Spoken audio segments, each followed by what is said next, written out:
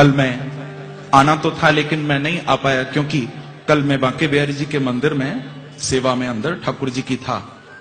कल खूब बिहारी जी के साथ वहां होली खेल रहे थे। तो वैसे मैं आत्मचर्चा नहीं कर रहा, लेकिन ये बिल्कुल रीसेंट इंसिडेंट है, इसीलिए मैं बता रहा हूं कल की घटना। तो कल मैं गया, जब गुरुदेव की भी आज्ञा हुई थी तो मैं मंदिर में गया, ठाकुर जी के पास खूब होली खेली अंदर। आरती में भी कल मैं था, मैंने आरती की अपने हाथों से कल रात को बिहारी जी की।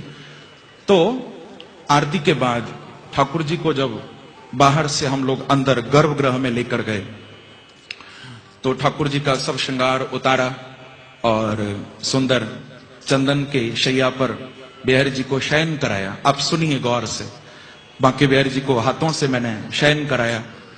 और क्योंकि खूब होली खेली ना, पूरा गुलाल में ठाकुर जी हो रहे थे, तो थोड़ा ठाकुर जी को अच्छी तरह पहुंचकर स्वच्छ करके फिर आराम से शैया पर उस चंदन के पलंग पर सोते हैं बिहारी जी, उस पर सुलाया।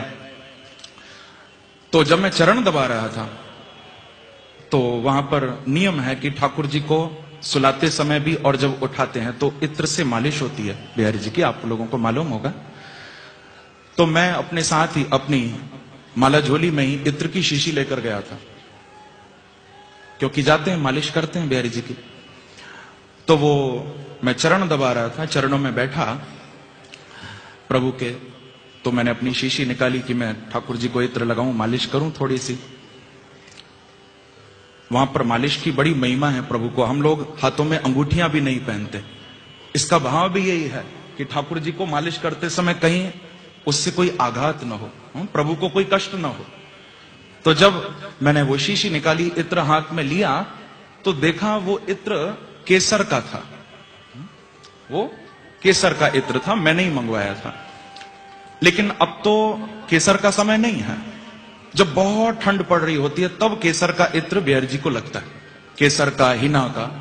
लेकिन अब तो मौसम बदल गया है, गर्मी है। तो मुझे बड़ा दुख हुआ कि मैं घर पर क्यों नहीं देखकर लाया कि इत्र कौन सा है। बहुत दुख हुआ, क्योंकि ये इस समय ठाकुर जी को विशेष रूप से गुलाब का इत्र लगता है। गुलाब का जो इत्र है वो 12 महीने ठाकुर जी को लगता है, केवल गुलाब का।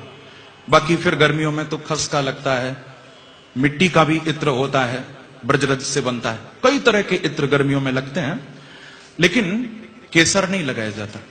तो अब वो गलती से केसर की शीशी आ गई, तो बस आंखों से आंसू गिरने लगे कि अब मैं कैसे लगाऊं ठाकुर जी को। और बहुत दिल से मैं गया था कि मैं मालिश करूंगा प्रभु की। तो आप बिल्कुल ध्यान देकर सुनिए, ये सत्य घटना, मैं कोई आत्मचर्चा नहीं कर रहा, अपनी बात नहीं बता रहा हूं, ये बिहारी जी की कृपा की बात आप लोगों को बता रहा हूं। तो अब वो केसर का इत्र, मैं बिल्कुल आंसू आ गए आंख में, तो मैं चरण ही दबाता रहा कि अब इत्र तो लगा नहीं सकता, क्योंकि रात भी हो गई थी, अब कहां से मंगवाऊं। तो बंधुओं, उसी समय जो मेरे साथ गोस्वामी जी और भी थे अंदर, तो उन्होंने कहा कि देख लाला, तो कोई भंडारी बाहर बुला रहे हैं। तो मैं उठकर गया तो देखा कि भंडारी जी बाहर खड़े थे और वो बोले कि गोसाई जी, ये गुलाब के इत्र की शीशी है।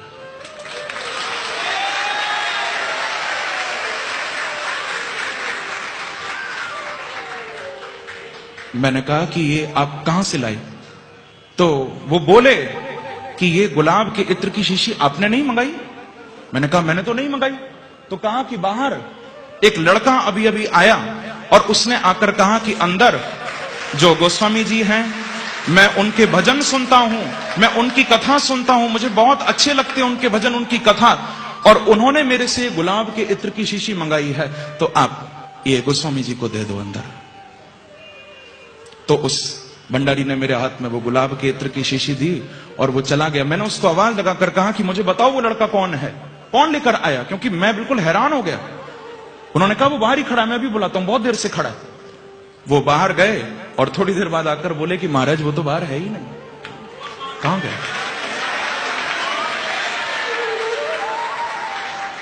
बस बंधुओं,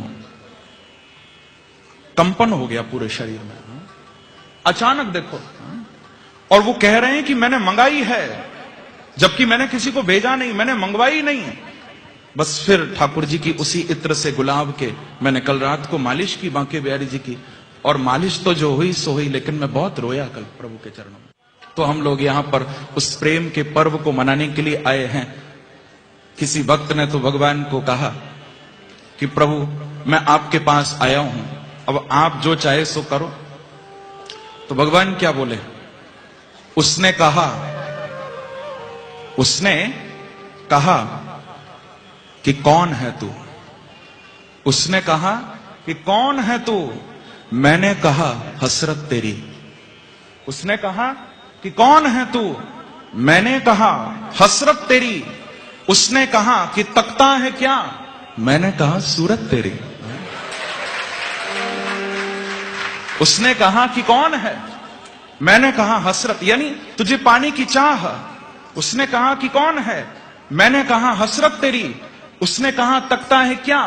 मैंने कहा सूरत तेरी। उसने कहा चाहता है क्या? मैंने कहा खिदमत तेरी। सुनिए एक एक शब्द। उसने कहा कि कौन है? मैंने कहा हसरत तेरी। उसने कहा तकता है क्या?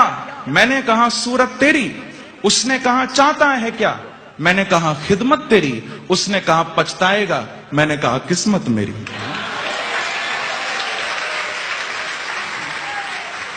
प्रेम से कहो श्री राधे। क्योंकि जो इनसे प्रेम करता है ना तो बड़े टेढ़े भी है ना, थोड़ा रुलाएंगे तो जरूर, पर उस रोने में भी आनंद है। आंसू भी वही हैं जो बांके बिहारी के प्रेम में झलके, जो इनके प्रेम में गिरे। बंधुओं, हम लोग मंदिर तो आते हैं बांके बिहारी का, सने बिहारी का दर्शन करने के लिए, लेकिन हम वास्तविकता में मंदिर जाते नहीं हैं। क्योंकि जब मंदिर जाते हैं तो उस समय पैरों में एक नृत्य नजर नहीं आता।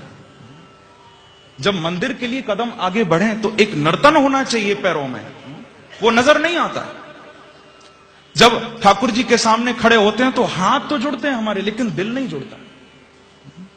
और जब मंदिर से बाहर आते हैं तो उस समय भी आंखों में प्रेम के आंसू नहीं होते हमारे। फिर कैसा दर्शन, फिर कैसा मंदिर जाना? मंदिर जाना तभी सार्थक है कि जब मंदिर जाते समय हमारे अंदर एक भाव हो कि हम प्रभु से मिलने जा रहे हैं, और फिर चले नहीं, पैर नाचें, पैर थिरकें, पैरों में नर्तन होना चाहिए। और जब मंदिर में जाएं, मंदिर से लौटें तो आंखों में प्रेम के आंसू लेकर हम मंदिर से निकलें। और मंदिर में जब हाथ जोड़ें तो केवल हाथ नहीं, बांके बिहारी से दिल भी हमारा जुड़ना चाहिए। तो मंदिर जाना फिर सार्थक है। आप लोग यहां आए हो, ये प्रेम का ही उत्सव है। आप लोग प्रेम ही पाने के लिए यहां पर आए हो, तो जितना जी भर के ले जा सको, जितना हो सके उतना यहां से हम प्रेम लेकर जाएं। ऐसे मौके बार बार नहीं आते जीवन में। होली तो सारा विश्व खेल रहा है, होली तो सब खेल रहे हैं, लेकिन उनका खेलना अपना खेलना होगा। वास्तविकता में होली तो उन्होंने ही खेली जिन्होंने वृंदावन में बांके बिहारी जी के चरणों में आकर होली खेली।